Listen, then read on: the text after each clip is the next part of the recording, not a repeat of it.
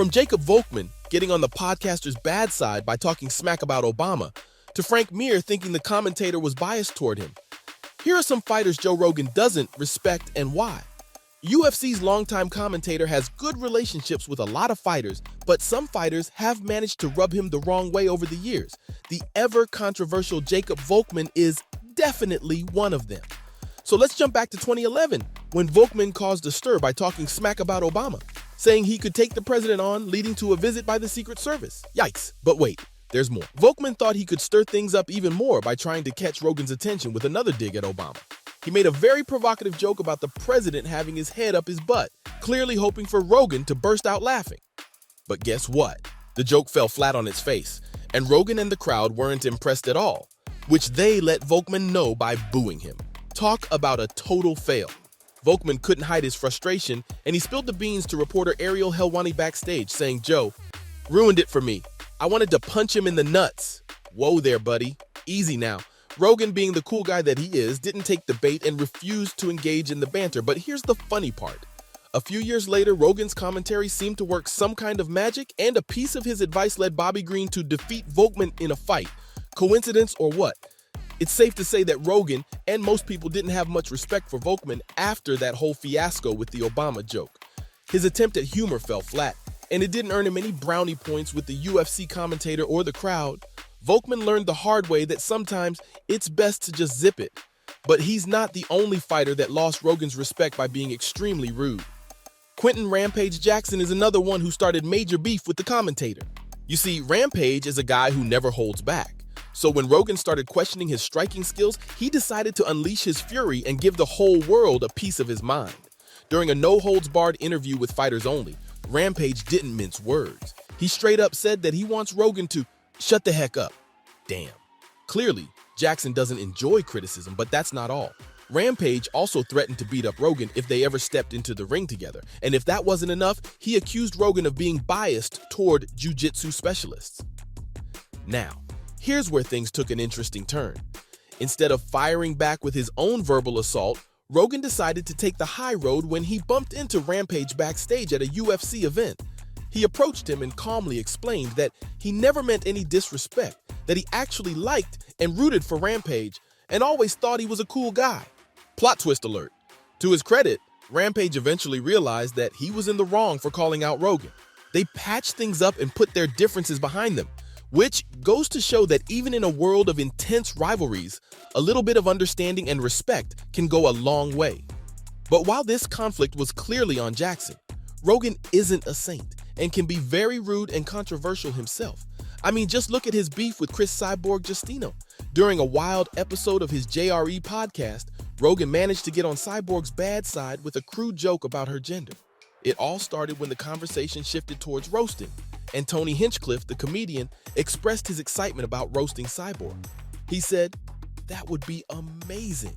I wouldn't even know where to begin. Where would I start?" And then, out of nowhere, Rogan dropped a tasteless bombshell, suggesting to start with her private parts. Oh boy, talk about crossing the line. Obviously, Cyborg wasn't having any of this disrespect.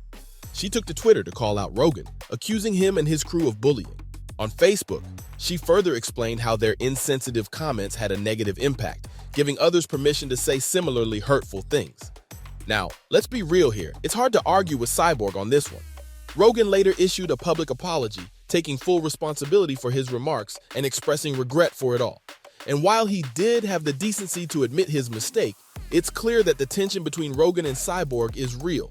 His crude joke just didn't sit well with her, and their relationship has been strained ever since.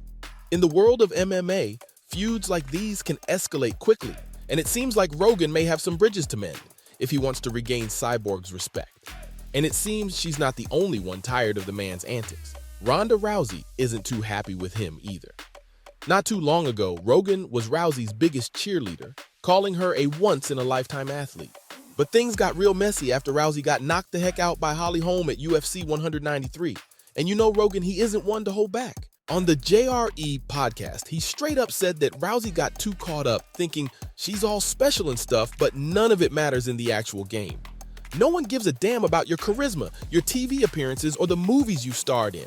Ouch, Rogan, that's way too harsh. Well, those words hit Rousey hard and she was super upset. The fighter stormed off the stage before Rogan could even interview her after her stare down with Amanda Nunes. The UFC tried to downplay it, saying she didn't agree to the interview, but Rogan's buddy Joey Diaz spilled the tea on his podcast, revealing that Rousey was seriously mad at Rogan, along with anyone who dared to talk smack about her after the knockout. The woman actually had a whole list of people she was angry at, and she wasn't holding back, so the tension just kept brewing. And with time, it's clear that Rogan's love for Rousey has faded like a bad dye job. He started criticizing her training and how she didn't seem to respect the up-and-coming fighters in her division. And well, it doesn't seem like they'll ever bury the hatchet. Because the way I see it, Joe actually enjoys pushing these fighters' buttons. Just look at Tyron Woodley, for instance. The drama between these two started back in UFC 171 when Woodley faced Carlos Condit, and Rogan couldn't help but question Tyron's cardio. Things got heated super fast, and let me tell you, Rogan kept hammering on the fact that Woodley's muscular build might be a liability when it comes to endurance.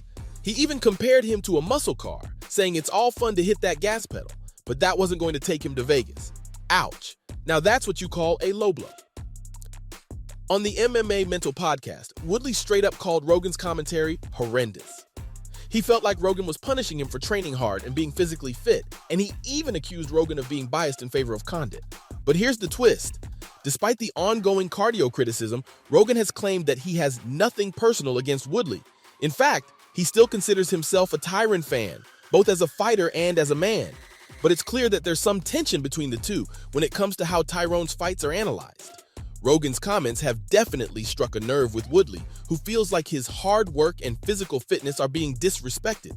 Maybe one day they'll hash it out and find common ground, but for now, it seems like there's still some bad blood between them.